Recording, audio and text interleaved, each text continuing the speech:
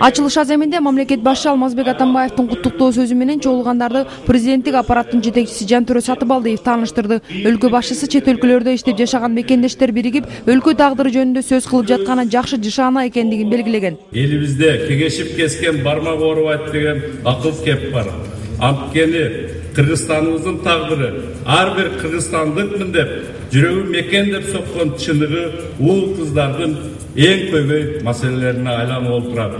Себеби бизге мындан өткөн ыйык, бийик улуу маселе жок. Мекен үчүн иштөөгө, мекен үчүн мезгилдин оор жүгүн көтөрүүгө, мекен үчүн жан үрөп аракет кылууга мезгил келди. Экс-президент Роза Отунбаева дагы чет мамлекеттерде жашаган кыргызстандыктарды колдоо боюнча мамлекеттик саясат жүргүзүү зарыл экендигин белгиледи.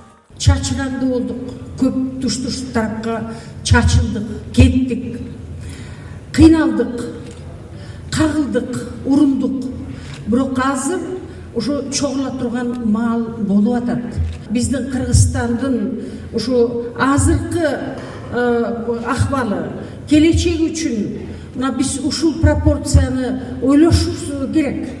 Конгресстин артыкчылыгы массаттуулугунда жана көтөрүлө турган маселелердин ар тараптуулугунда. Эмгек мигранттарынын акыбалынан баштап өлкөлөр аралык миграциялык саясат, мекендештердин улуттук аң сезими, руханий орду, инвестиция саясаты өңдүү, орчундуу маселелер каралууда. Все развитые страны мира биз мындай биригүүнү канча жылдан бери күтүп келебиз. Эгер чет өлкөдөгү диаспоралар биригип иш алып барбасак, жашаган жерлердеги улуттар арасында кыргыздар көрүнбөй, билинбей калышы мүмкүн.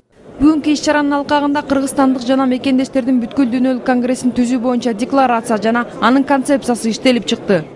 Негизги 3 багыт концепцияда бул кыргызстандыктардын жана мекендештердин уюмдарынын башын бириктирүү, экинчи багыт инвестицияларды тартуу, анан үчүнчү негизги тарыхый жана маданий мурас жанагы жарандык атуулук маселелери. Мурда жалпы эле кыргыздардын дүйнөлүк курултайлары уюштурулуп жүргөндө ошону жаңы деңгээлге чыгарып, жалгыз гана теги кыргыз болгон улутташтарыбыз эмес, Кыргызстандын өзүндө жашап жүрүп сыртка кеткен теги кыргыз эмес, бирок Кыргызстан үчүн күйгөн, алардын салымын кошуунун бир жаңы механизмдерин издеп жатат да.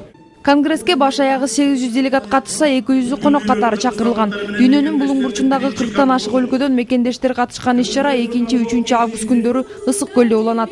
Айжан Омолдошева, Нурлан Иманалиев, Коомдук, 1 канал.